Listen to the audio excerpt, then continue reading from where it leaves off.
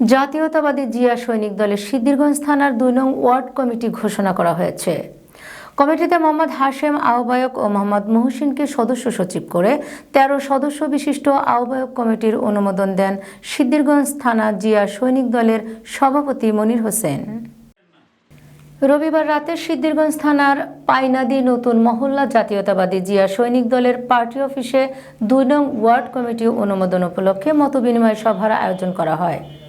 অনুষ্ঠানে প্রধান অতিথি হিসেবে উপস্থিত ছিলেন জাতীয়তাবাদী জিয়া সৈনিক দল নারায়ণগঞ্জ জেলা শাখার সদস্য সচিব শফিকুল ইসলাম শফিক।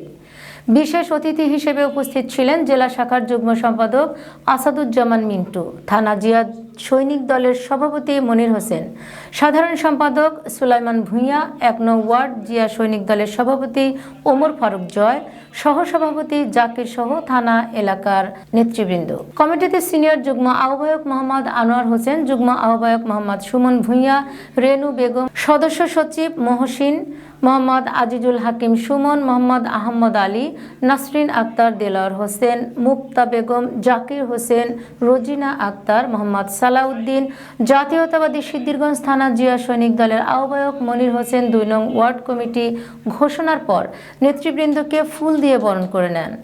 এ সময় তারা শহীদ রাষ্ট্রপতি জিয়াউর রহমানের আদর্শের রাজনীতি করার আহ্বান জানান। সকল প্রকার অপরাধ ও অন্যায় থেকে দূরে থেকে জাতীয়তাবাদী আদর্শের দেশ গঠনে ভূমিকা রাখার অনুরোধ করেন। সময় দিতে পারি নাই, সেই কষ্ট এত দ্রুত ভুলে গেলে চলবে না। আমরা বিগত দিনে কখনো সুন্দরভাবে ফেসবুকে, ইউটিউবে, বিভিন্ন চ্যানেলে বা কোথাও সামাজিক যোগাযোগ মাধ্যমে স্বৈরাচারের বিরুদ্ধে কোনো কিছুই করতে পারি না, এবং কি পোস্ট করতে পারি না, লিখতে পারি না। লিখলেই সাথে সাথে গ্রেফতার। এর কারণ ছিল প্রশাসনের সহায়তা। সর্বোচ্চ সহায়তা করেছে প্রশাসন স্বৈরাচারকে এরকম ভূমিকায় রাখার জন্য এবং দেশটাকে লুটে ফুটে খাওয়ার জন্য। একদিকে খাইয়ে গেছে স্বৈরাচার, অন্যদিকে খাইছে প্রশাসনেরা। তাই দেশের আজকে চরম দুর্ভিক্ষ, ক্রান্তিলগ্ন চলতেছে। আমরা অবশ্যই সেদিকে সজাগ রাখবো। আমরা যখন ৫ই আগস্টের পূর্বে মিটিং মিছিলে ছিলাম, এত লোক কখনোই ছিল না। কোনোভাবে ওদেরকে আমরা দেখি নাই, পাই নাই। অতএব এখন আমাদের এত লোকেরও দরকার নাই। তারেক রহমানের একটাই যেই লোকগুলো মিটিং মিছিলে ছিল তাদেরকে কমিটিতে রাখতে হবে এবং মূল্যায়ন করতে হবে। এর বাইরে যত অর্থ সম্পদওয়ালা লোক হোক, বিত্তশালী লোক হোক, আমার দলে দরকার নেই। কারণ অভাবের দিনে যারা পাশে ছিল, সুবলের দিনে তারাই সুবল বাতাস পক্ষেতে গ্রহণ করবে। আমার এত লোকের দরকার নেই। যত লোক এখন বেশি হবে, দলের দুর্নাম তত বেশি হবে। সেক্ষেত্রে আমি বলতে চাচ্ছি, আজকের যে ওয়ার্ড কমিটিটার রাজনীতি হচ্ছে একদম পারস্পরিক আত্মীয় স্বজনের সাথে।